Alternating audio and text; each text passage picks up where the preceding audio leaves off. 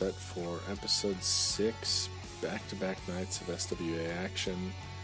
Got another full card, as always, and we're ready to go fire it up pretty much right away.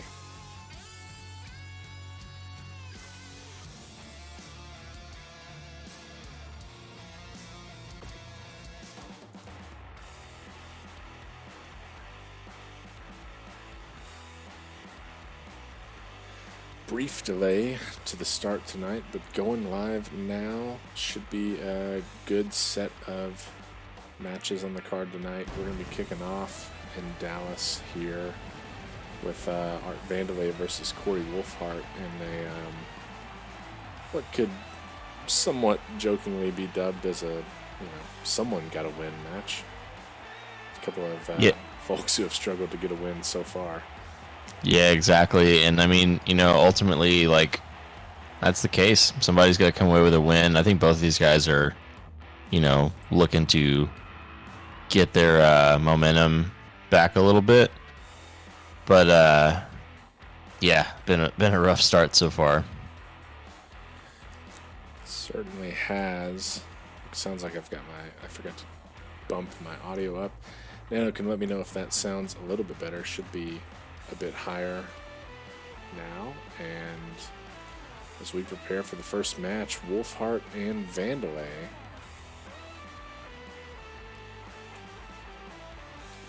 Vandelay, he last matched off against the Machine in a match that he lost, and I believe we last saw Wolfhart in singles action against Lazar Malveaux in a match that got Malveaux his first victory.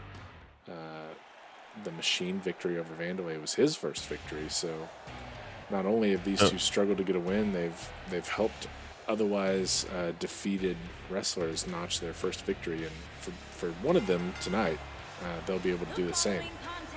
Yeah, they've already both sort of gotten the short end of the someone got to win match, if you will. But yeah, someone still got to win this one. And ultimately, I think it's okay that, these guys haven't won yet. We're still fairly early goings. The folks who went deep in the tournament have several matches under their belt, but a lot of these guys have got, 2 or 3 matches, and so it's okay to not have a win yet. That happens. One of these guys is looking to get it going here. And Wolfhart once again making his entrance from the crowd. A bit of a unique entry point here in the SWA. Most everyone else, I believe, makes their way to the ring down the ramp. Not Wolfhart. Crowd entrance for him. Yep, I think he considers himself a man of the people or something. Yeah, see if he can rally some of the crowd behind him and get some momentum on his side early tonight. Perhaps not the worst way to kick us off. See if he can get something going.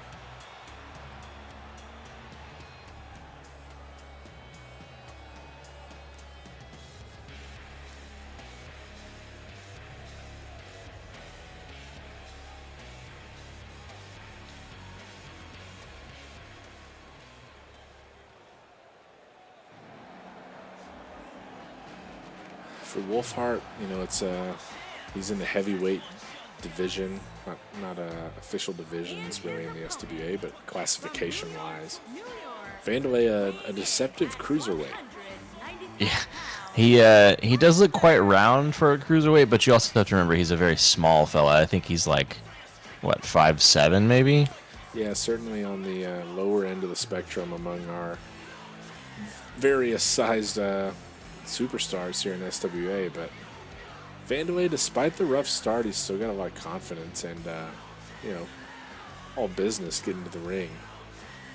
Yeah, if he's got one thing, it's confidence. It's a little absurd at times, but, you got to give him credit where it's due. And how about a matchup of glasses tonight? Both of these wrestlers opting to leave the glasses on for the match. Bold choice. Quick takedown there from Wolfhart, looking to assert that size dominance early.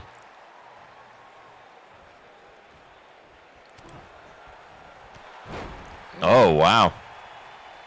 Nice evasion there from Vandelay, who then counters with a clothesline to take Wolfhart down. early pin here from Vandalay, just looking to end it, but no dice.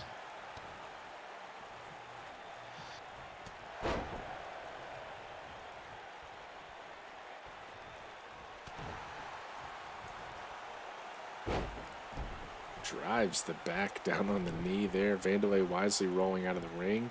Wolfhart's right after him. And just a single blow exchange before they get back into the ring here.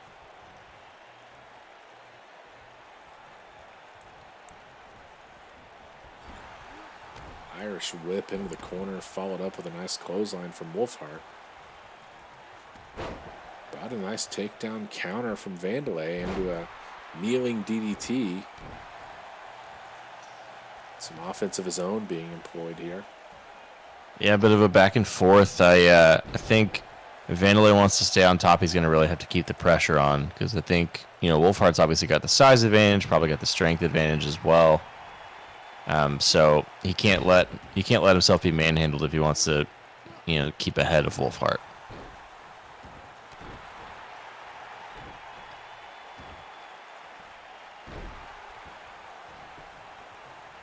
One for a cover now. He's got a 1 count. For Vandalay, it's a lot of going to be looking to utilize the strength in his legs. If he can execute one of those, a tiger feint kick or the haluva kick, might be able to put away Wolfhart. But for Wolfhart, it's a lot of power. Power that can use to just slam Vandalay to the mat. That's the kind of things he's going to be looking for here in this one. And we've seen a lot of that already. He's picked him up pretty comfortably several times already. I think a lot of heavy strikes. Certainly leaning on strength as his big advantage here, I think. Yeah, the jackhammer is certainly the one to look out for if Wolfhart can successfully use that. If he's not pinned here by Vandalay, he gets a 1 count. I believe he also uses a spear from time to time. So yeah, it's a power, aggression kind of approach. I think that's the name of the game with Wolfhart. Certainly, and this is a matchup that you can definitely utilize that in, as he's got the pretty solid size advantage. As he kind of sizes up Art here, struggling to his feet. And speaking of that jackhammer, I think we're going to see one here. Might be time for it. He's got him up, slammed him down, and in a pretty good position there. Can he put away Vandalay already? 2 and 3. Corey Wolfhart gets his first victory in the SWA. And Art Vandalay secures another loss. A rough start for him so far. Yeah, good showing by Wolfhart. I think he was the favorite, and he came out and showed why. Vandalay, meanwhile, just can't put it together. He's got to be disappointed with himself. It's been a rough go of it for him so far, and not much to look forward to or to be hopeful about, especially with a showing like that in our opener. It's kind of all the way Wolfhart top to bottom, gets his first victory in sometimes it's tougher to get those, but when you get the first one, that can start to get you going downhill a little bit, maybe get some momentum going, and snowball that into a couple of other wins in his future. Yep, that's definitely what he's going to be looking for, but time will tell. Our second match of the night, we've got Sparkles taking on Matthew Quinn. For Quinn, he made his debut in a tag match that he and his brother Corey won via disqualification. We'll see if he'll be able to secure a victory by maybe a more standard method, pinfall submission here in singles action. Since we've only seen him in tag action, this will be the first look at him by himself without one of his brothers there along with him. Yeah, that tag victory, Matthew Quinn's only win in the SWA, was a really weird one. It was, a couple of guys fighting on the outside of the ring, and then I believe it was Corey Quinn, who was the legal man at the time, very, very sneakily slid back in at the last possible second to beat the 10 count. Kind of a cheap win in some people's eyes.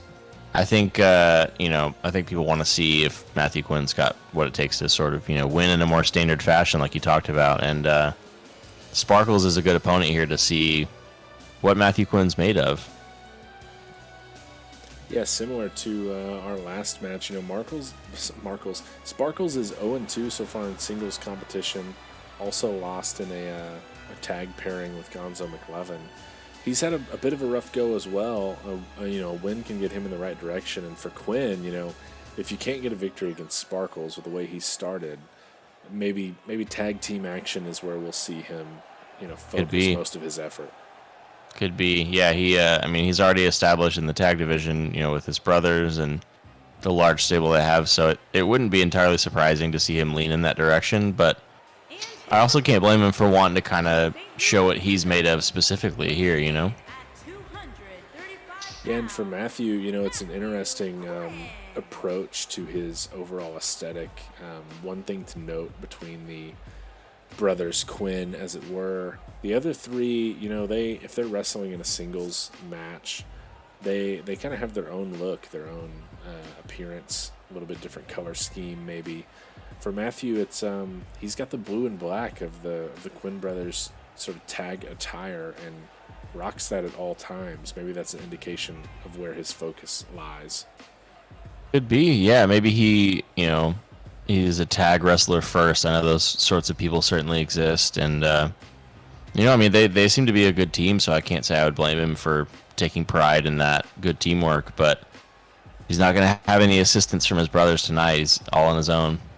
Yes, certainly one of the hottest acts in the tag division so far. The Quinn brothers are 2-0 as a team, and that's with 4 different brothers participating in 2 separate matches.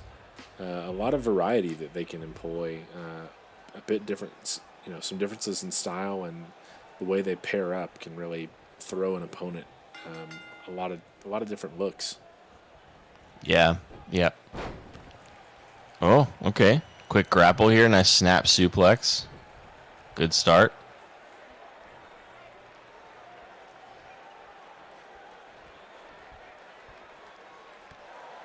Ooh, and a nice counter. Yeah. Wow, and a little leaping Meteora. Man, it's a hot start for Matthew Quinn. Certainly the way you want to get going here. He's got Sparkles on the ring. A little step over and perhaps a little disrespect there. Yeah, some mind games early on. That's that's a thing Sparkles traffics in from time to time as well. The whole get up is a bit heavy on the mind games, so big miss in the corner, but Quinn quickly capitalizes, turns around, delivers a kick, and then a nice Hurricane Rana, staying in control of Sparkles here. We're seeing some great athleticism on display from Quinn, a lot of leaping ability, and also a couple of times now some taunting, really trying to get in the head of Sparkles, which may or may not be advisable. We'll see. Hey, looked for a quick pinfall there. Only gets a 1 count, but I can't say I blame him. I mean, it's early, but he's been in control so far, and a big neck breaker from Sparkles might be getting him back in this match.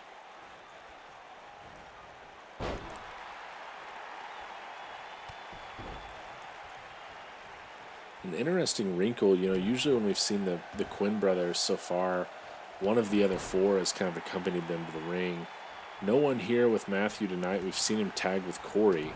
Corey features in a match later on tonight, and Noah Quinn is also in singles action later. Could be that we don't see any of the Quinn brothers support one another in this one because 75% of them are featuring in separate matches. Yeah, and maybe Jamie figured he would just sit it out rather than sort of lend too much support to any one of his brothers. Who knows? But at this stage, I don't know that I would make too much of it. I guess we'll see. But they certainly seem to be off on a strong start as far as the tag division goes. I would hope that they're not having issues already. Yeah, and it's been a pretty good showing. Look at the strength for Quinn there. My goodness. Sparkles off the top rope, carrying him over there to boot. And just dragging him all over the ring. For the Quinns, they've actually featured pretty well in tag and singles competition, and Corey is in a Path to Glory qualifier match. Big bulldog there from Sparkles. Tonight on the card, though, Corey Quinn has a Yep. real chance, big opportunity as Sparkles goes for a cover here. Only a 1 count to show for it. And working the crowd a little bit, Sparkles, returning the favor shown to him by Matthew Quinn.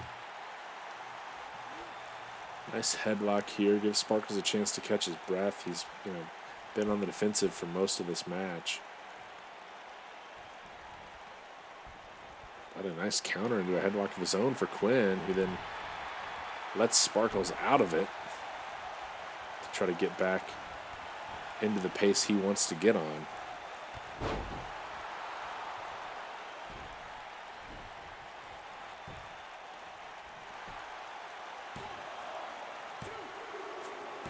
And a pinfall sort of out of nowhere from Matthew Quinn. What?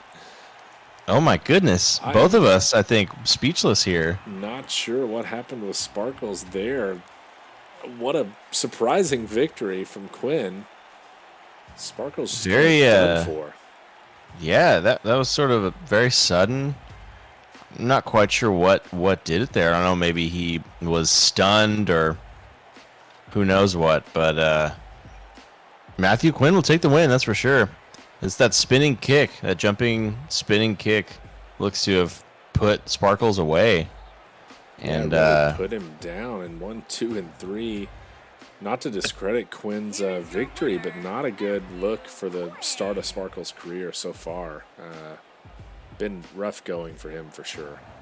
Yeah, and I agree with you. Not any slight to Quinn, because I think that was a good victory, and I think he earned it properly, the way you'd expect and the way he wanted to. But yeah, just sort of bit of a dud as far as Sparkles goes. I think there's not a lot of shine left on him. And for Quinn, I mean, a win in the tag division and a win in the singles side of things. Off to a strong start. You can't ask for much better than that, getting one on kind of both sides of the fence. Speaking of tag team action, though, we go into our next match, third one on the card. We've got a bit of an old school pairing between Deuce Bennett and Aloysius S. Yates, taking on Deadfire. Tonight they've brought out Dead Peace and Diego Mercer, who as a team have secured Deadfire's victory in their one match so far. Teammate Eric Draven not in attendance with them tonight, but Deadfire looking to go 2-0, and maybe Bennett and Yates looking to kind of find some magic on the tag team side of things. Yeah, this is an interesting pairing. You know, the old school duo here. A couple of guys who, maybe didn't anticipate wrestling with one another, but similar styles I think could definitely work together. And then you have this sort of established team in Deadfire. Mercer recently coming out to support and protect his teammate Dead Peace. They've got a really tight bond, and we'll see if that is the difference maker. Yeah, and for Bennett, it was before the actual official formation of Deadfire. Bennett, defeated Dead Peace in a singles match, and Diego Mercer kind of came out of nowhere and attacked Deuce Bennett after that match. And at the time, we weren't sure if it was, a vendetta against Bennett or if it was in support of Dead Peace, maybe a little bit of both. We now know that it was definitely an attack in support of Dead Peace as the two teamed up after that match. But Bennett definitely going to be looking for a little bit of revenge here, I would say. Yeah, I think definitely so. He like you mentioned was the recipient of the attack / defense, depending on which perspective you're looking at it. And definitely looking to sort of get his heat back a little bit, because he's just trying to win matches. He didn't really instigate anything, but at least that's what he would tell you. Certainly, and for Yates, it's certainly not one who's going to be thrilled about a tag pairing here, but sometimes you need something to, light a fire under you. And for Yates, he's sitting at 0-3 in singles action. Maybe this is his chance to get that momentum back on his side. Maybe get a tag victory and, maybe take the tag division a little bit more seriously, or get himself going for a better singles run from here on out. Yeah, the Coast Father is looking for some mojo here. He's got a lot of style, not a lot of substance, and I think he's a little frustrated with how things have shaken out for him here in SWA. Looking to right the ship, looking to assert himself, looking to maybe even like kind of, be the attention grabber here in this match. Although when you're up against a pair who come out in a manner like this, it's going to be difficult to do.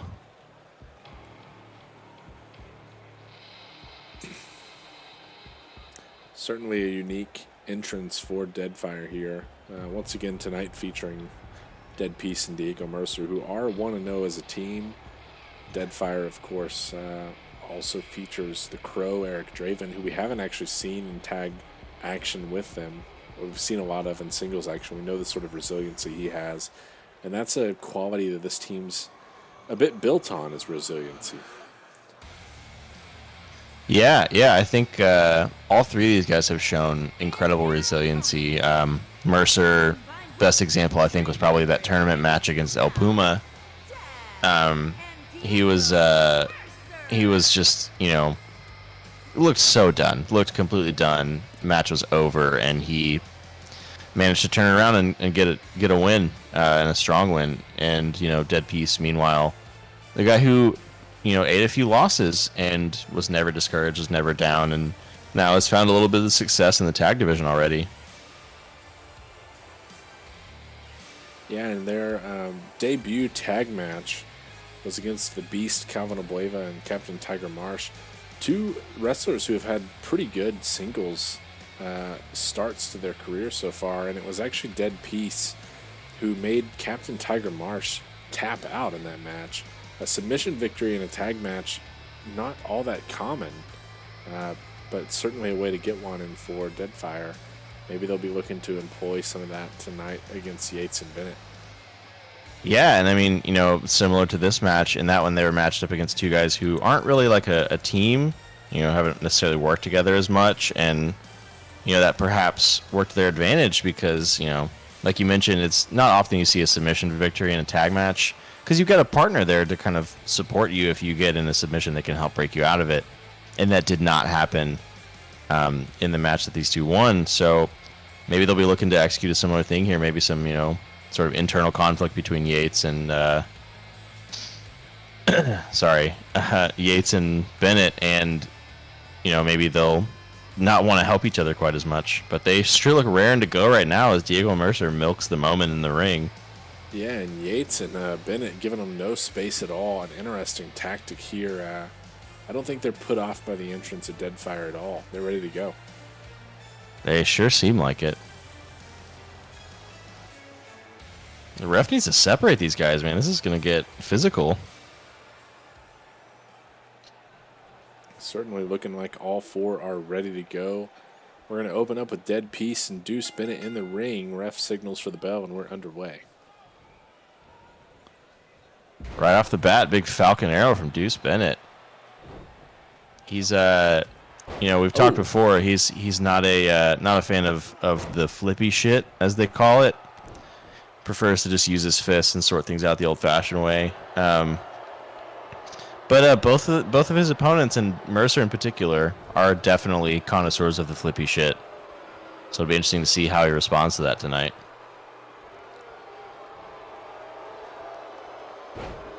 Oh, big code breaker off the turnbuckle.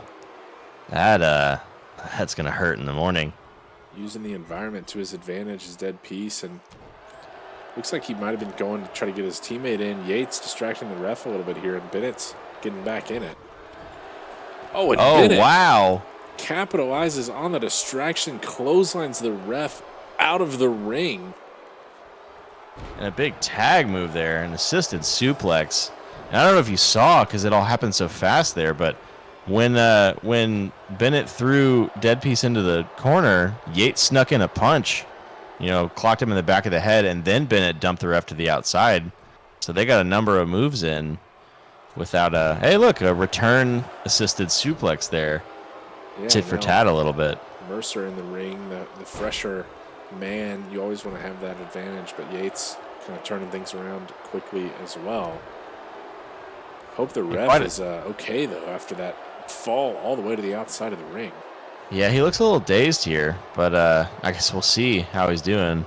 You know, a bit of a size difference here. Well, now Yates is tagging out, but even between Mercer and Bennett, you know, Mercer by far the smallest guy in this match, and he's going to hope he doesn't get tossed around too much. Bennett maybe looking to use the environment once again, but Mercer fighting out of it.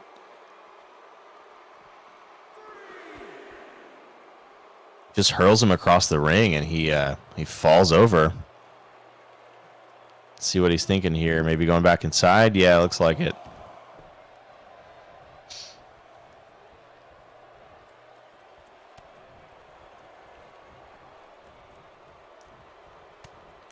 Now Mercer trying to guide Bennett over to the ropes, perhaps. Bennett gets out of that. Oh, and an Irish whip off the ropes, but Dead Piece getting the punch in. Yeah, sneaking in a little hit. That's you got to be careful with that kind of thing. There's only so much the ref will allow. I know he's sort of distracted and dazed himself, but you can't expect that he'll just allow whatever. And a standing Spanish fly from Diego Mercer. And now we're seeing that submission locked in again. But it's not going to be enough to get rid of Deuce Bennett. Bennett sneaks out of it that time, but yeah, that's an extra wrinkle that Deadfire has in their arsenal. And over the top leg drop. Yeah, apron leg drop after. I don't know if you noticed that, but Diego Mercer went for a shoulder tackle in the corner, and Bennett got out of the way. Now Bennett just sort of doing a little jig, messing with his opponent around the corner post there. Decides to get back inside and go to business. Seemed to be making sure that Dead Piece couldn't sort of get back up on the apron as tag partner. Now Bennett's going to get Yates back in. I got to say, some pretty good teamwork from these two. Big elbow drop off the middle rope there. Yeah, with a backbreaker combo, I believe. That's some good work from those two. For a couple of fresh teammates, not a bad showing so far for Yates and Bennett. Wow, a couple of shoulder tackles there, but Yates gets up and no-sells it. He's not phased by those attacks. Going for the headbutt there, which is questionably legal. Knocks Dead Piece off the apron. Yates is playing really dirty tonight. Yeah, and not terribly surprising. And the last time we saw Yates was against Triple G in a match that Yates got called for a DQ after a low blow. So that's true. Yeah, that seems to be his character. And another standing Spanish fly from Diego Mercer. It's he's got to keep laying on the attacks if he's gonna avoid any sort of dirty shenanigans from Aloysius S. Yates, who, yeah, as you mentioned, we've seen is not afraid to bend the rules a little bit. Diego Mercer effectively using the corner so far as an extra weapon, especially against Yates here, and that big there's that pop-up drop kick. Yeah, I think he busted Yates open. May have a high impact maneuver, jumping all the way up and just delivering both feet to the temple of Yates, and now Dead Piece gets involved a little bit and seems to awaken Yates and get him going a little bit. Yeah, I think maybe their Dead Piece was gonna tell him what for. He caught a stray hit or two, and I think he wanted to tell Yates what was up, but ultimately he just alerted Yates and kind of got his head out of the clouds. Yeah, double back body drop there. Yates wisely getting Bennett back in, going to take a break after being busted open by Mercer there. Mercer might need to get Dead Piece back in this match. Yeah, he might, because he's definitely going to be in need of a rest, and Deuce Bennett is quite fresh, as you mentioned. Big spine buster. My goodness, that was quite crisp, and he's going to go for a pin here, I think. Oh, no, never mind. Instead, just a deadlift powerbomb. Ooh. A lot of impact on the back twice in a row there for Mercer. But he's back to his feet. He's moving a little slower, a little bit more gingerly for sure. Definitely needs to get Dead Piece back into this match. Yeah, Deuce Bennett looking for something here. Oh. Up high, and there is the high impact right on the lower back. I think this might be it for Diego Mercer. A lot of impact to the back there, but Dead Piece breaks it up. It's a good tag team wrestling. And now taking some offense to Bennett as well. And Yates. He's just looking to fight everybody. Bennett protecting his teammate. Ref gets the two illegal men out of the ring, and now Mercer trying to get some offense going of his own. I think Dead Piece saved Mercer's life in this match here. Yeah, I think so. And he's going to hope that he doesn't have to do that too much, because there's only so many times you can do that before something goes wrong. And Bennett certainly seems to have a strategy. He's focusing on the back of Mercer.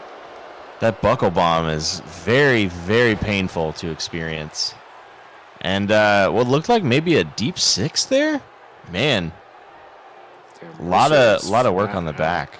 A lot of damage to the back of Mercer, who's found his way back to his feet, however.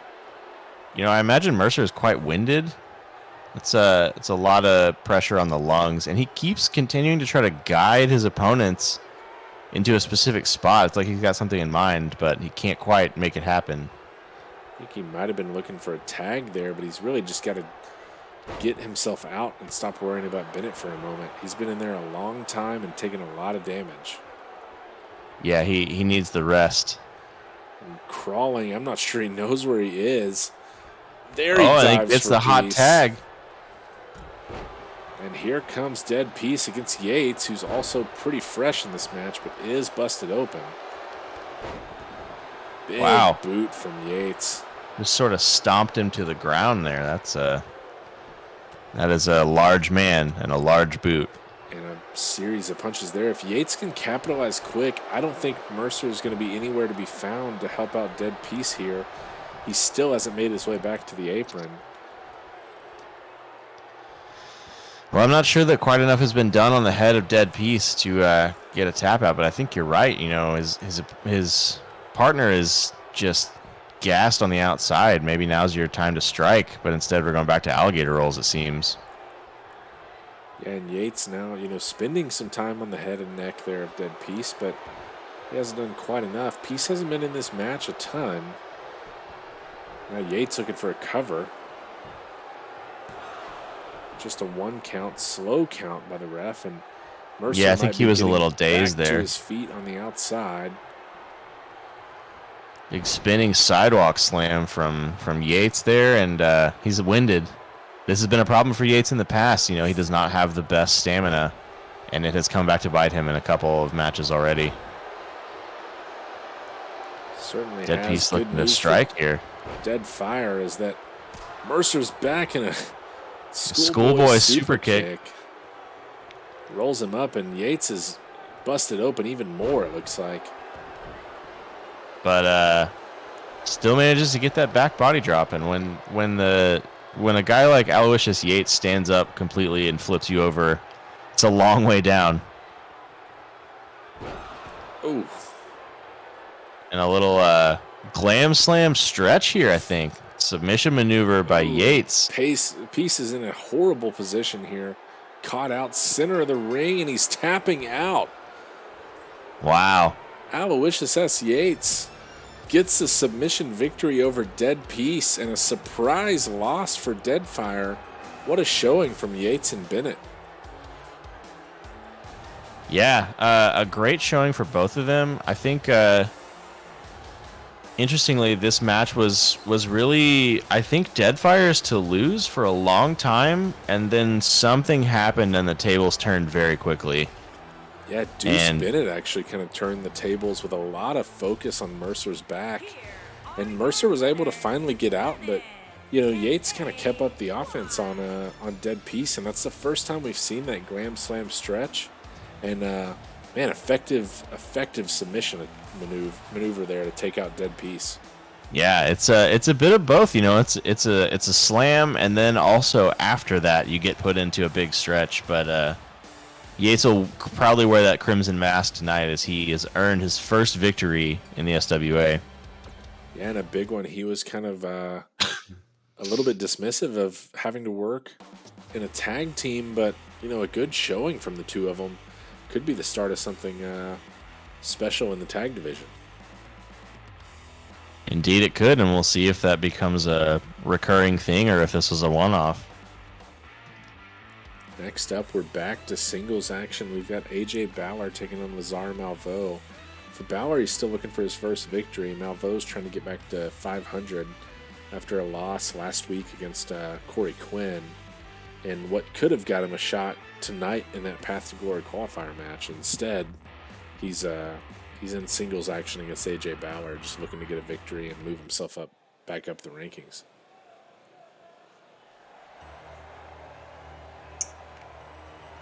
Yeah, let's see what we got here. I don't know. This one's an interesting one. I think Balor was someone I was kind of high on coming in. I think, small guy, usually pretty agile, pretty flippy, all that kind of stuff, but has really been underwhelming. Yeah, sitting with an 0-2 record in singles action, and as well as a loss in sort of a one-off tag team pairing. Yep. His pairing with Corey Wolfhard didn't go nearly as well as Yates and Bennett's did in that last match. And for Balor, we last saw him against Savea in a match that Savea won. Looking to get a singles victory and, maybe right the ship a little bit. Yeah, I think so. And he needs to show that he deserves to be in the conversation when talking about folks who are in the Path to Glory and folks who are, in like an Elimination Chamber match for the World Championship. At this point, he's not in that conversation, and there's no better way to start than to get a big win.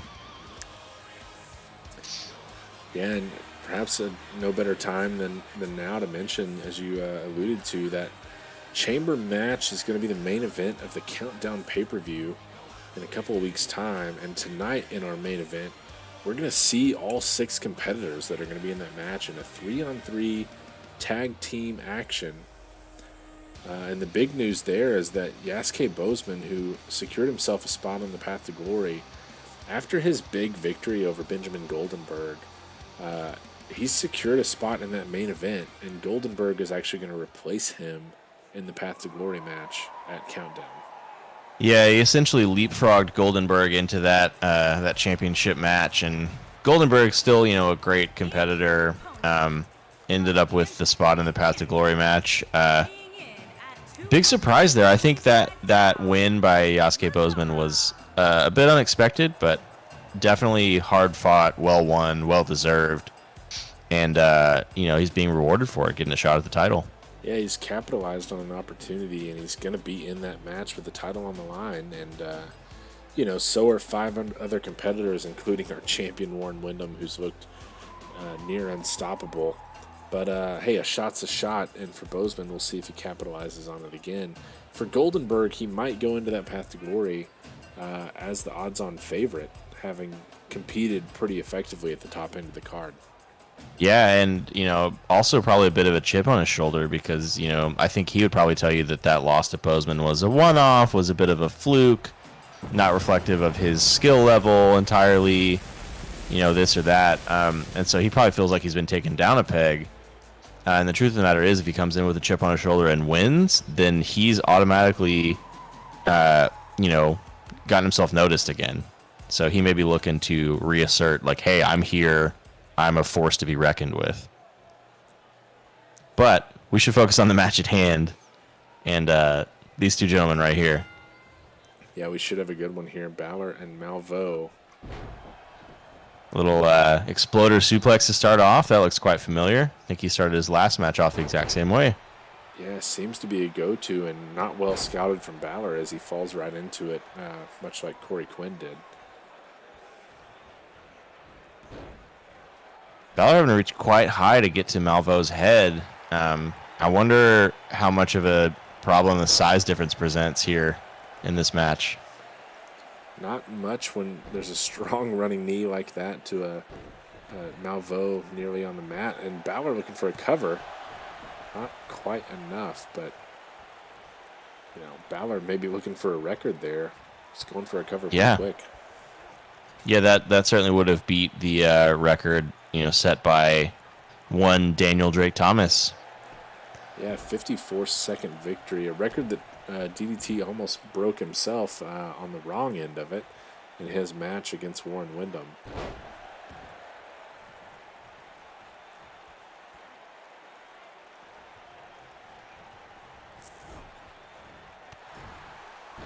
Drives the knees into the back of Bauer there from Malveaux, using that corner effectively.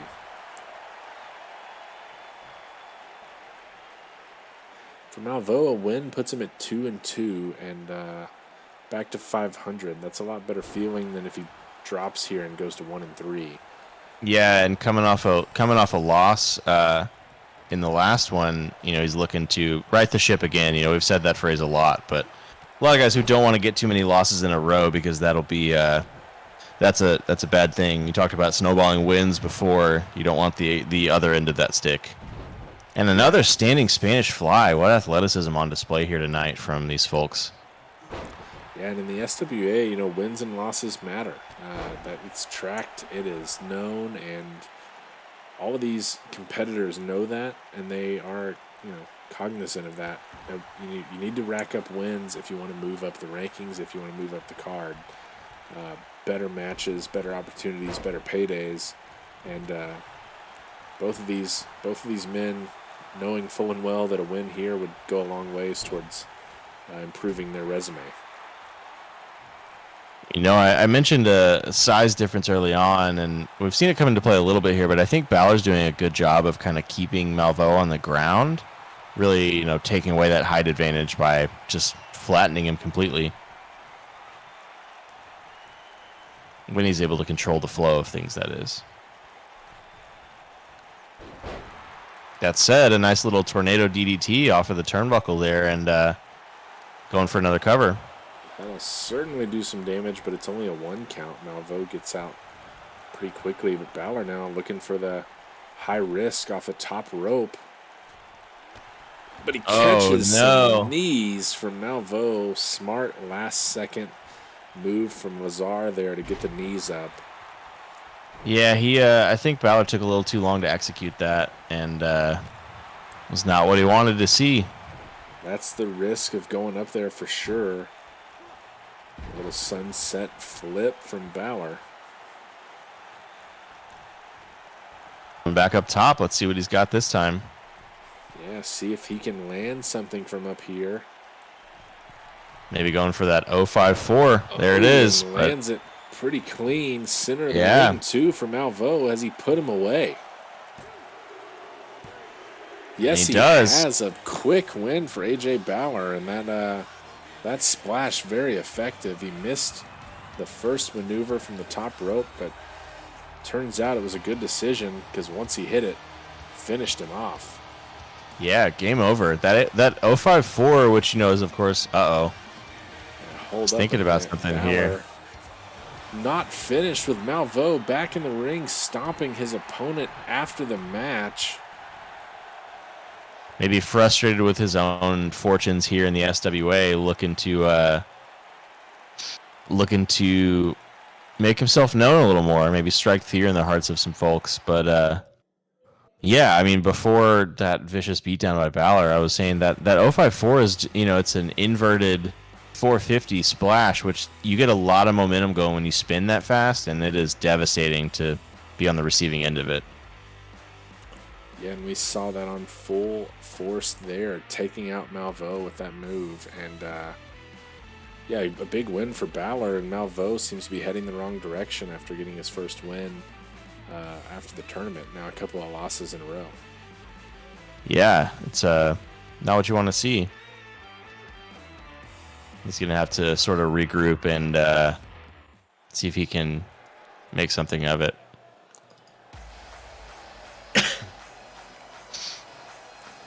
Now we've got another Quinn brother in singles action. We've got Noah Quinn taking on Painwrecker.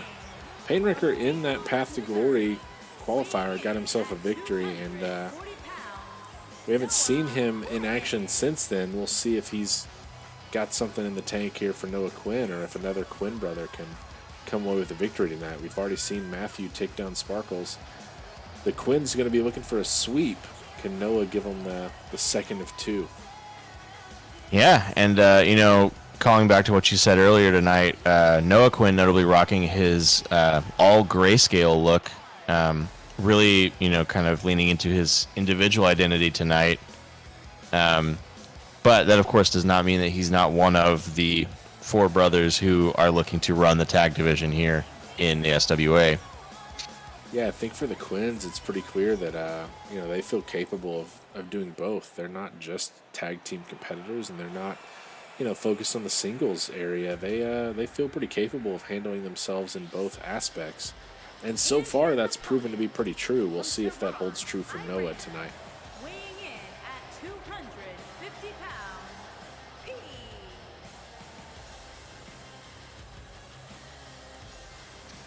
And for Painwrecker, his qualifying match was against Eric Draven, the Crow. Got a victory in that one. And we'll see what he's got in store for Noah Quinn tonight. It's been a while since we've seen him, all the way back in episode 3. Yeah, I think Painwrecker here, the outcome of this match, obviously wins are important, but I think for him, more than anything, he's looking to treat this as a good warm-up for the Path to Glory match at the pay-per-view. Want to kind of, set yourself up for success there. Don't want to go too hard, don't want to hurt yourself, anything like that. Just make sure you're fully locked in, fully prepared to compete for that really important match in a couple weeks. And Painwrecker, his one loss came at the hands of DDT back in the inaugural tournament in the second round. But his first victory, it was tough to say how valuable those victories were at the time in the first round. But having sort of gone through, half a dozen episodes here, Painwrecker's victory against Tomio Yamaguchi looking pretty good right now. That's Yamaguchi's only loss. And a pretty good one for Painwrecker.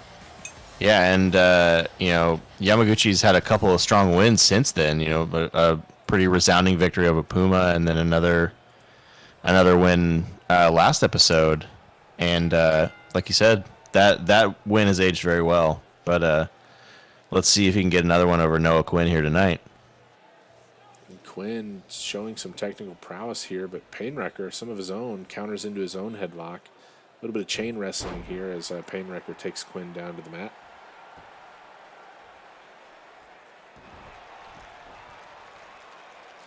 Quinn responding with a little headlock of his own there. Yeah, back to their feet once again and really locked in a bit of a deadlock here. Quinn finally takes down Painwrecker. And they're locked up again going into the corner. We'll see if the ref's going to split them up here. Yeah, he is. Two separated in the corner and trading a couple of punches, and then a big clothesline from Noah Quinn. Big lariat. My goodness. Now to the outside we go, and again, just trading some fists. And Painwrecker. Wow. To that outside mat. That's a hard landing, but Quinn catches the leg and gets himself back to his feet. Big running knee.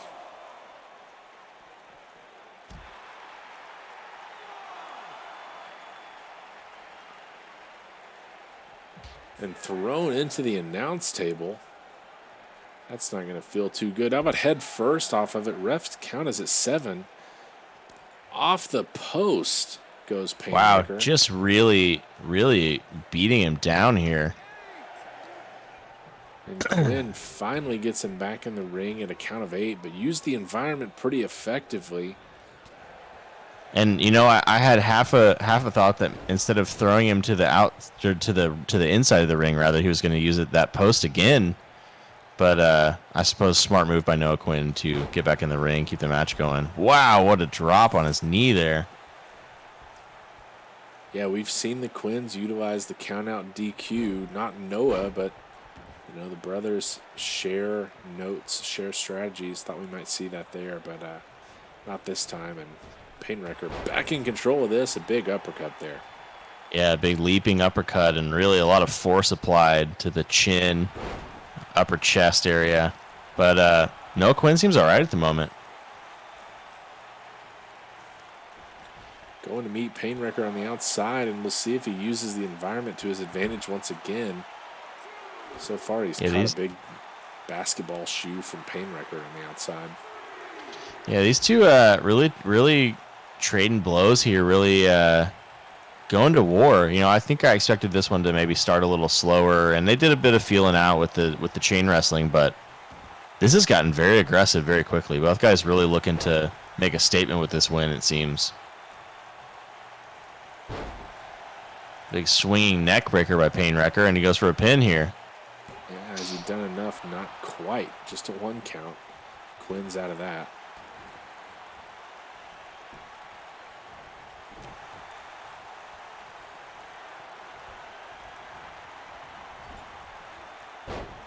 Nobody home in the corner for that drop kick by Painwrecker. Snap suplex there, and let's see if Noah Quinn can make something of it. And as I say that, Painwrecker back on top.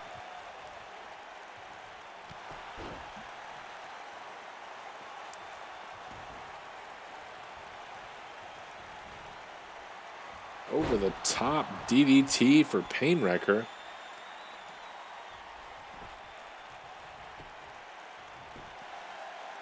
And going for the cover only gets a 1 count. It's not going to be enough. He's going to need to do more. A lot of back and forth still in this match. I'm not sure who I like here.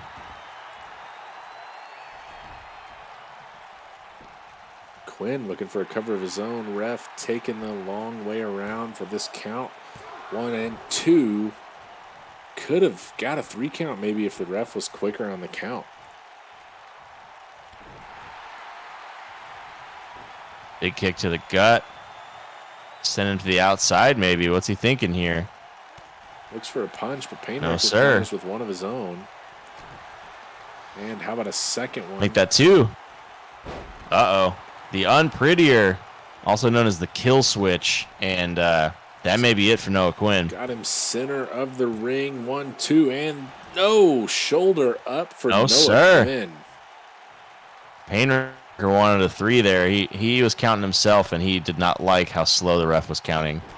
Yeah, that was about 2 3/4 there for that count. Uh-oh. Oh. Wow. Little hammerlock DDT, and Now Quinn. that might be it for Painwrecker. Pinfall here. 2 count. Shoulder up for Painwrecker. Man, Both of these two taking just about the best their opponent has to offer and finding a way to fight on. What's it going to take to keep one of them down?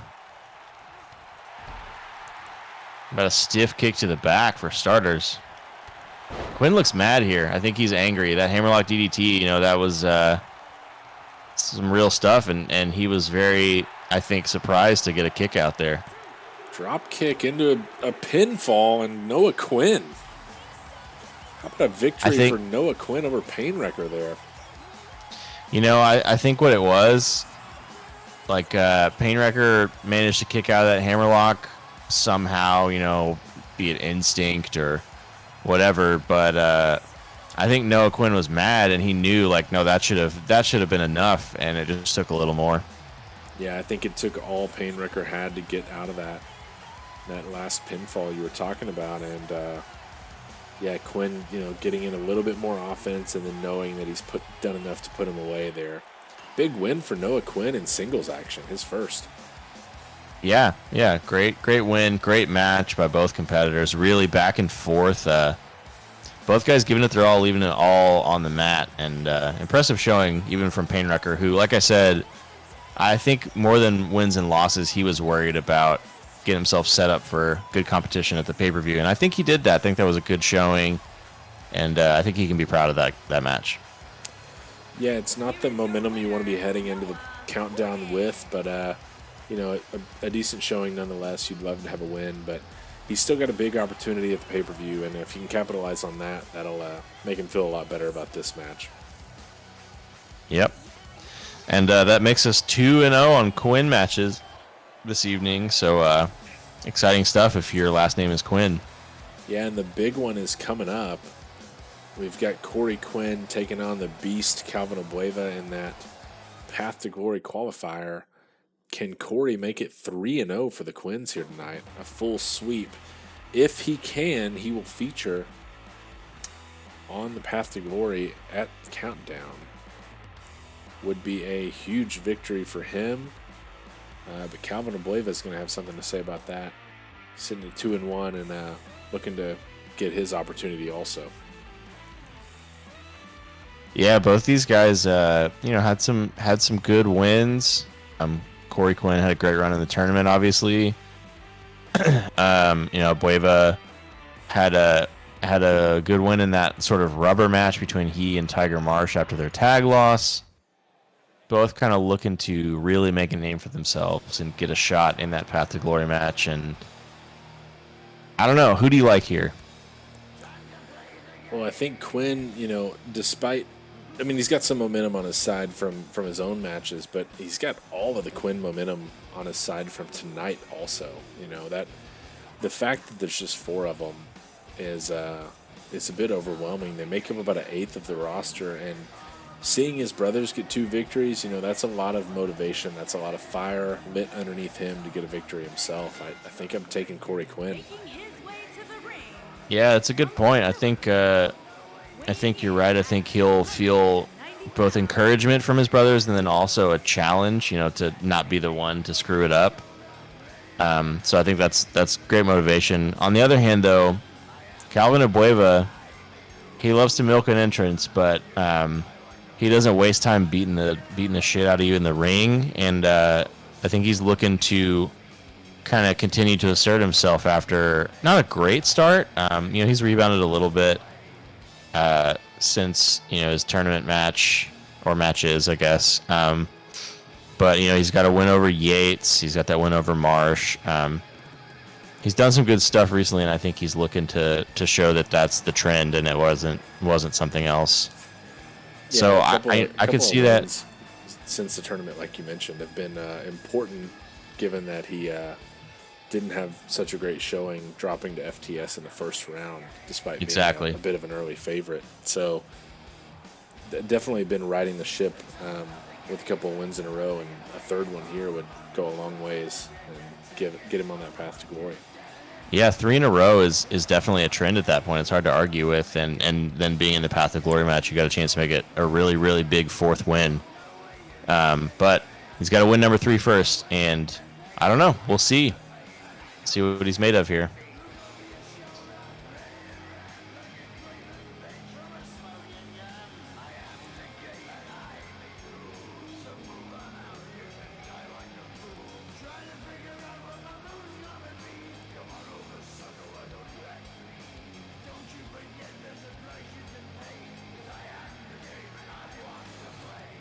Certainly milks an entrance, though, running through pages of notes before we've even gotten to the entrance for his competitor, Corey Quinn.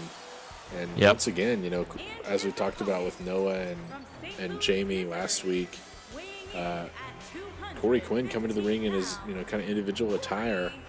Still an interesting choice by Matthew Quinn to come out in the tag attire. Yeah, and maybe we thought too much into that. It could be that he just forgot his other pants, or you never know. Sometimes it's a simple explanation. You mentioned the very long entrance by Abueva. Thankfully, Quinn comes to the ring and gets right to business. He's not looking to milk an entrance and get a light show. He just wants to beat the piss out of somebody and stomp a mud hole. And we've seen him do that a few times. It wouldn't surprise me if he did that here. I think he's one to watch out for. He's certainly not the Quinn brother you want to underestimate, as he's the one with the best singles record of the 4. Yeah, and he got a big victory in the tournament against his brother, Jamie Quinn, in one of the best matches we had on that first night. Yes. And then went on to take down Yasuke Bozeman, another win that looks pretty good on your resume right about now. Yep. With the way Bozeman has fared since then, handing Bozeman his only loss so far. And for Corey, he was taken down by the ace in the 3rd round. His other loss came at the hands of Domingo Cervantes, who we know is going to feature in that chamber match at Countdown. So his losses, Ace and Cervantes both in that chamber match, those are, if you're going to have 2 losses, those are some big names to get a loss against, and he's had some good wins also. Indeed, and a strong start here. Some great chain wrestling from these two. And Abueva, not the sort of guy you often think of as a chain wrestler, but some great technical displays there by both of them. And Quinn coming out on top, although he's currently lying on his back.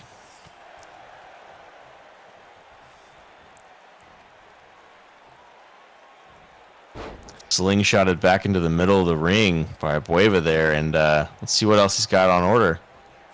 And the Beast, living up to that name, he's a big boy, but Corey's the biggest of the Quinn brothers also, so no slouch in that department either. Yeah, stiff dropkick there from Corey Quinn. Still going to have to be on the lookout for that Beast Bomb, though. Doesn't want to get in the grasp of Abueva. He misses the dropkick. Oof. You don't want to whiff on something like that. And Abueva trying to capitalize. Big stalling suplex here. Oh, and the squat for embarrassment.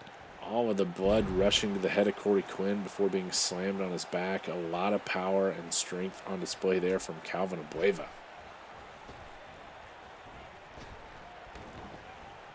Little drop down of his own, and wow. Big elbow. What a strike right to his face. Oh, and then a lariat to back it up. Yeah, short arm clothesline indeed, but Quinn fighting back a little bit now. Goes for a chop, does not land it. Abueva back in control, and a big belly-to-belly suplex. The release on that was quite high. Really seeing the power from Abueva here, like you said. They do call him the Beast for a reason. And he's not shying away from that sort of approach tonight. Oh, another miss by Corey Quinn, and this is looking rough for him here. He's having to sort of fight from behind, which is not where you want to be against a guy like Calvin Abueva.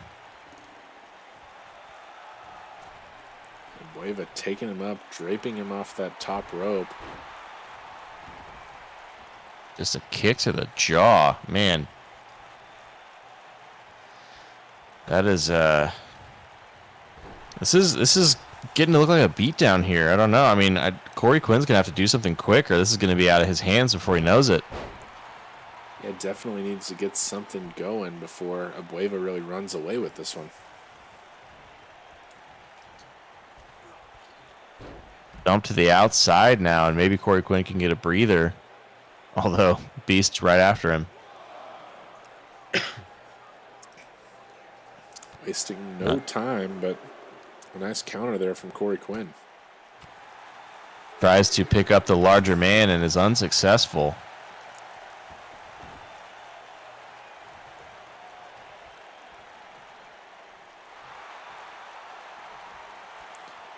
Now Calvin's got it locked in here. Yeah, camel clutch, and that. Oh, he broke through. Okay. Corey finds a way out of it. Great work there from Corey Quinn. And looking to get some offense going here. Drives the knee into the face of Calvin Abueva. Yeah, that's a good start, stringing a couple moves here. Maybe we'll finally see some momentum. But again, unable to pick up his larger opponent. I think Quinn's got to rely on strikes here. I don't think he can use his strength in the same way. Only a 1 count for Abueva there. There's a nice takedown from Corey Quinn. Let's see if we can get something going now. Yeah, that athleticism, that leaping ability, that's kind of what you need to rely on when you're the smaller guy. You know, we talk about this a lot because we have a lot of, size disparity here in the SWA. I think if you're smaller, you got to work speed, you got to work jumping, things like that do not rely on brute strength, because sometimes you're not going to be the stronger guy in the ring, but you can still win if you know what you're doing. As they say, it's not the size of the boat, it's the motion of the ocean. Yes, indeed.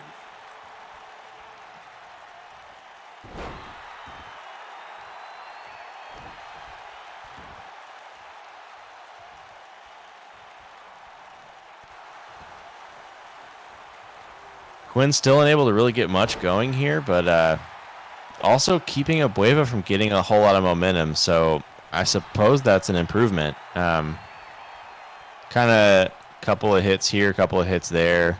Some quick strikes here from Quinn. Yeah, this It's has really turned into a back and forth affair. Yeah, and it's a pace that you might expect to benefit Abueva more, but as long as Quinn stays in control, it's hard to argue that it's not working well for him. Yeah, he's got sort of just enough control, right? He'll get a few moves in, and Abueva will reverse one, get a hit in or two, and then it's back to Quinn. You know, it's not consistent control, but he's sort of keeping things in the middle. Ooh, Big swanton there. Strong impact on that swanton, and that'll do some damage as now he's got a submission locked in. Can Abueva get out or get to the ropes? Looks like he does get out pretty quickly there, too. And, wow, looking for some kind of... Wow. Quinn, really big impact, busted Abueva open. He's going for the cover. Has he done enough? No. No, sir. Abueva bleeding. Gets a shoulder up. But he is bleeding, and if it bleeds, you can kill it. Now Corey Quinn is seeing the light at the end of the tunnel. Can he get there? May have enraged the beast, though. Indeed. Going for a cover of zone. Has he done enough to put away Corey Quinn? No, he's got a 2 count, though. Can't believe it. He's going to have to do a little bit more to put away this Quinn brother. And how about that? Both of these men are now busted open. Well, anything you can do, I can do better. And now this looks like when we see that beast bomb. Dangerous situation. Beast bomb, center of the ring. Has Abueva put him away? Ref down for the count. 1, 2, and 3. Calvin Abueva. There it is. Going over Corey Quinn and securing a spot on the path to glory. A big win for the Beast. And a little tit for tat there. Both men busting each other open. And a little bit of sportsmanship between the two. A show of respect.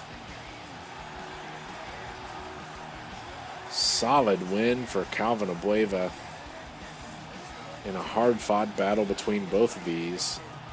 Yeah, and some great sportsmanship at the end. I'm not sure I expected that. Both these guys really looking to, make something of themselves and leaning on that path to glory as a chance to do that. But, disappointment is fine. You're allowed to be disappointed that you don't make it in, but props to Corey Quinn there for appreciating the hard-fought battle that he just went through with Abueva, who comes out on top. And really, the match we've all been looking forward to tonight, a 3-on-3 affair showcasing the 6 talents that'll be in that chamber match at Countdown in a couple of weeks' time.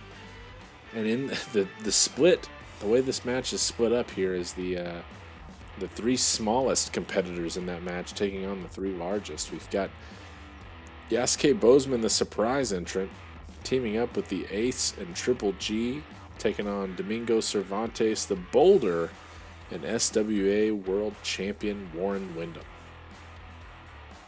This is going to be an interesting one. There's a lot going on here. And I really don't know who to pick. There's so much talent in this match. I don't even know where to start, honestly. A lot of action, a lot of faces. Only one person is going to get the winning maneuver, whether that's a submission or a pinfall, or if we see a disqualification. Shouldn't be the case in a multi-man match like this. But a good chance to see the talent that's going to be in that main event at Countdown, and also maybe a chance to put some fear in your opponents. Maybe put Windham on watch. He's been unstoppable so far. A little bit different of a scenario working as a team. We'll see what Windham looks like in this match. He's been dominant in one-on-one action. How will he fare in this type of 3-on-3 tag team action? And will he be able to secure a victory, or will he and his team suffer a loss here? You mentioned being a team, and that is true in this match. They are a team, but I think all of these guys are only a team until they're not. Yeah, I think it's every man for themselves. I would imagine for sure. No one wants to come away with a loss here. Everyone would love to come away with the whatever secures a victory in this one. And really, they're looking forward to that match on the pay-per-view. But a good chance to kind of put the others on notice here that you're here Sure. here in serious business. Yeah, but what I was saying there, it wouldn't surprise me necessarily if we saw one of Wyndham's teammates turn on him for a statement. I don't know that that's going to happen. I don't have any sort of inside information, but that kind of thing, ultimately everyone is here to compete for that belt that's around Wyndham's waist. So he's got the biggest target on his back, and there's nothing he can do about it except fight off all of the competitors. And he's got a couple in his corner tonight, but pretty soon they're going to be coming at him just the same. Yeah, and that's going to be the case in that chamber match as well. It's going to be last man standing in the main event of Countdown. And, for Wyndham, it's the toughest task he'll have faced yet. He's got to come away with the victory and be the last man standing. Otherwise, the belt is going to somebody else. And that doesn't mean he's just got to take down one person. He doesn't have to make a bunch of eliminations, but he has to make the last elimination. That's the crucial one. And that's a lot tougher when there's 6 people involved. And we'll see what he's capable of in that match, and we'll see what they're all capable of here tonight. Like you said, if you've got an opportunity maybe to send Wyndham into that match, a little bit less than 100%, do you take it in this match here tonight?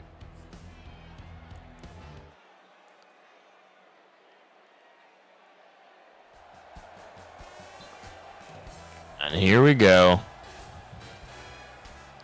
With the sexy jazz music, the stripper music, and Triple G gonna milk the crowd for the next 25 minutes or whatever.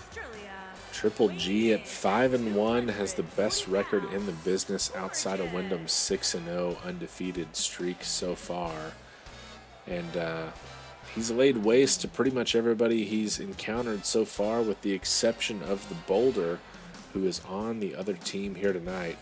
And Triple G has made his thoughts known pretty publicly about how he feels about both of the super heavyweights, Wyndham and Boulder, and really anybody above that 240 mark that Triple G comes in at.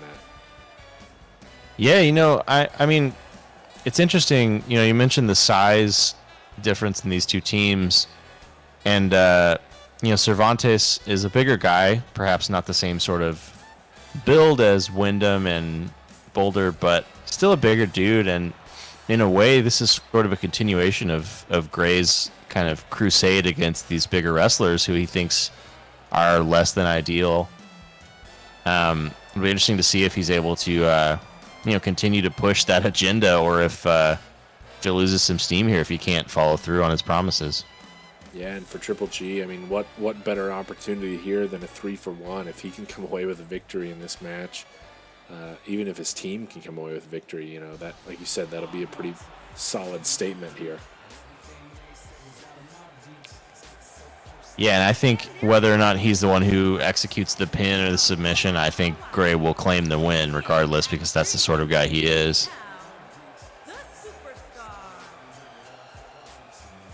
For Boulder, he is the heaviest superstar in the business. Nearly 400 pounds. One of 2 super heavyweights, the other one being the champ, Warren Wyndham. Definitely a handful to deal with in this match. Yep, he's a big guy. He's strong. He's athletic. He's also very slippery. You can see all that body oil on him. It's hard to get a hold of him for multiple reasons, but he was the runner-up in the tournament.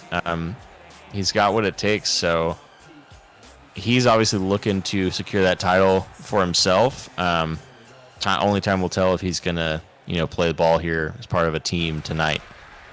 Yeah, he has handed Triple G his only loss, a pretty big victory. But since then, since the tournament, we've seen Boulder face off against the Ace, and the Ace came away victorious. So a lot of inter-team battles that have happened already. We've seen the Boulder take down Triple G. We've seen Wyndham take down the Boulder. We've seen the Ace take down the Boulder. And we'll see what happens in this one tonight. Wyndham in a bit of a unique situation to the rest of the competitors here, in that he has previously beaten both of his teammates. Yeah, that's an interesting point, and obviously Bozeman on the other team has the sort of least experience against perhaps this echelon of wrestlers here. But you got to start somewhere. Meanwhile, yeah, Wyndham having wins over with his teammates will be useful come the pay per view. But tonight, I don't know. I don't know that it factors in too much, other than what we already know, which is that he's very good and he can probably beat anyone if he really wants to.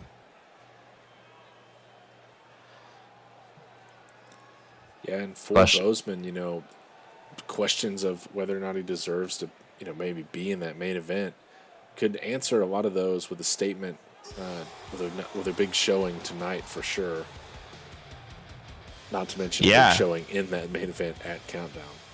Yeah, I think even, like you said, tonight, there's enough of a chance to sort of assert his status and that he deserves to be there. And here he comes, the man himself. Yeah, here is the champ. That gold around his waist. Wyndham undefeated in the SWA so far, 6-0. After a dominant run in the tournament. And the second quickest match in SWA history, and a dismantling of DDT in his match since the tournament. And last chance to take a look at the champ before the belt is on the line at Countdown. We'll see what he's got to offer here tonight.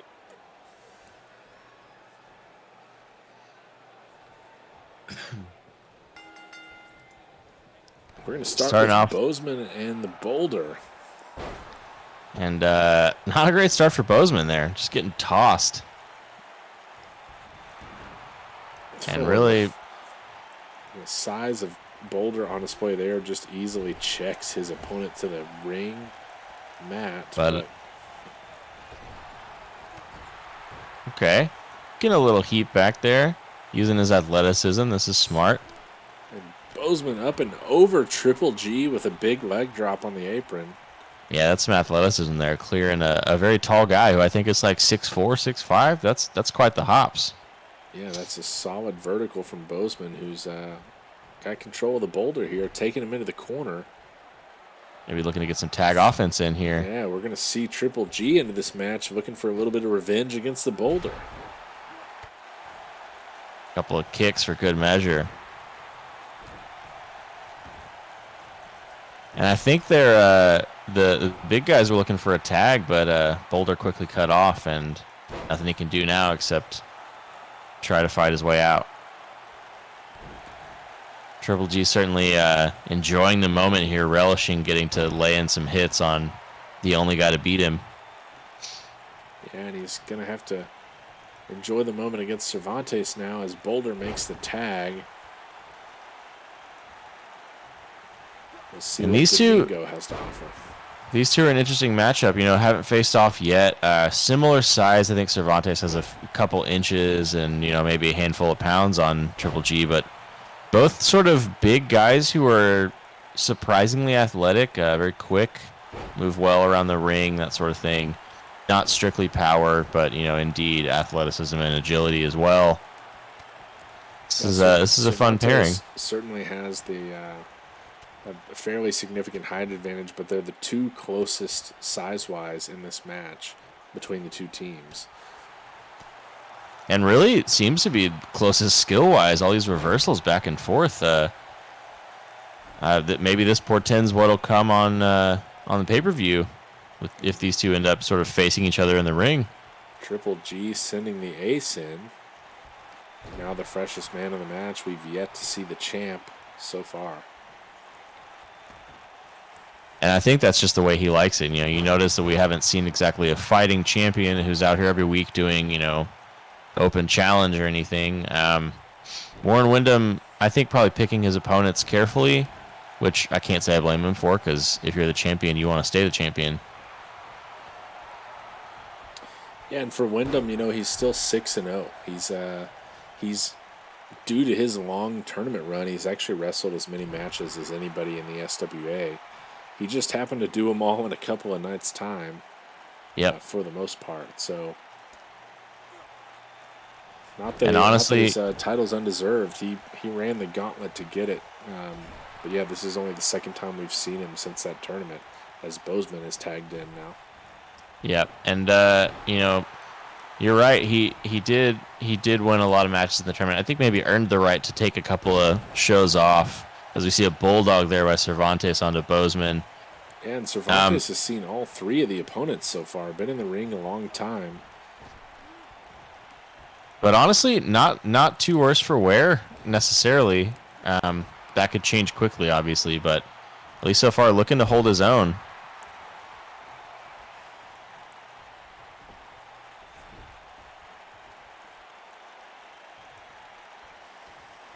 And Cervantes is going to tag in the champ. Here comes Wyndham. Just quickly sent into the corner, and Ace tagged in now.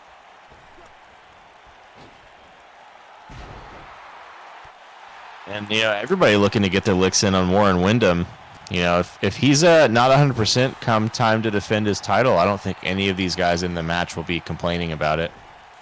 Not at all, but he's maybe back in control here. But, oh, what a catch there from Wyndham. He's got the Ace's arm locked up, but the Ace fighting out of it. I think maybe he changed his mind, was looking to slow things down a bit. And he remembered that the Ace is a quick wrestler, very agile and athletic, but a pop-up Samoan drop there. And this could spell bad news for the Ace. There's a big suplex as well, and Wyndham in control here, but a nice counter by the Ace. Looking to catch a breather, and that's a smart choice by the Ace. Who's now got Bozeman tagged back in. And Wyndham's going to send Boulder back in a little tag team action between the two of them. That's a couple of big elbows there.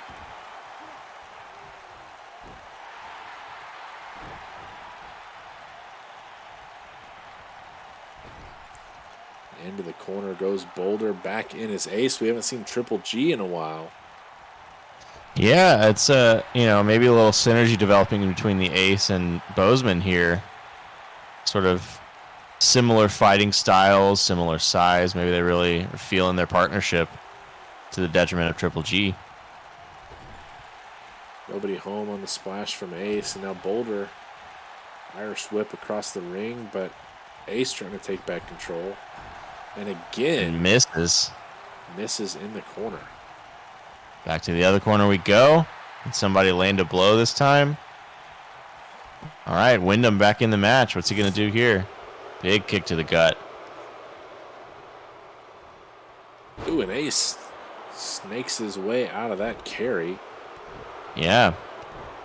Little reverse DDT there, and going to work on Wyndham while he's laying on the ground.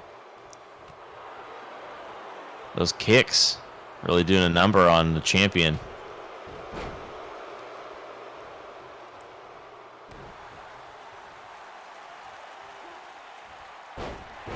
Big blockbuster there as well, and Wyndham really looking like he's feeling it here. This is maybe some of the most punishment we've ever seen Wyndham take in a match, but the Ace stalking his prey, not asserting himself too much, which is probably a mistake. Ooh, and Ace gets out of that what looked to be a power bomb, but Wyndham catches him right again. Big suplex there from Wyndham. A lot of elevation on that, and the Ace flat on the back down to the mat there. And Wyndham looking to inflict some punishment here. Drops him gut first on the knee, right into a running senton. Senton, yeah, man. And that's a lot of weight dropping on you. Knock the wind out of you. Strong whip into the corner. Now a gut wrench. Ooh. A big power bomb, deadlift power bomb from Wyndham there, and the Ace is looking the worst for wear at the moment. A lot of weight behind that leg drop too on the right arm of the Ace. And Wyndham letting him hear it now. He's reminding him who the champion is. You know, he said, I earned this. Some have called his reign illegitimate, said that the ref was a little too generous, but as it stands, Wyndham is the champion, and he will let everyone know it. And Bozeman now again the active man. Still no tag for Triple G between Ace and Bozeman. Tupuola in the ring, but decides not to do anything about it. It's an interesting choice. And wow, a dropping headbutt there from Wyndham. He's looking really aggressive now.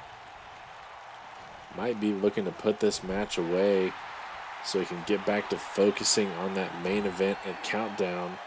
The Ace trying to get in the ring, ref sending him out. Big snapmare from Bozeman. What's he thinking here? Big right forearm from Wyndham to get out of that one. Again, sort of dragging his opponent across the ring. Not sure what he's thinking here. Oh, going to the corner. And again, to the Ace. These two are virtually a tag team at this point. You know, Gray, of course, will be happy to just sit over there and make fun of all the big boys. A hot tag here for Tupuola, though, as Wyndham escapes the ring. And catches a knee. Nice counter by Ace. Wow, big float over head scissor takedown there by the Ace, and looking to go up top. What's he thinking here? Ace up top into that moon stomp right on the gut of the boulder. That'll surely take the wind out of you. My goodness. Strong headbutt from Tupuola, though. Yeah, Tupuola not down for the count just yet. Gonna take some more punishment before he's done for, and he's had a long time to rest. Yasuke Bozeman now the live man. Triple G and Cervantes, super fresh on the apron. Neither one of them certainly in would. A long time. Certainly would love to, get some wrestling in as they are wrestlers after all. And here's a chance. Wyndham's still down on the outside. Maybe he's hurt. Big flatliner by Bozeman as Wyndham starts to get back to his feet finally. Cervantes maybe looking to send Bozeman to the outside. Nope, coming back in. Drags him back in. And he gets a little dance in.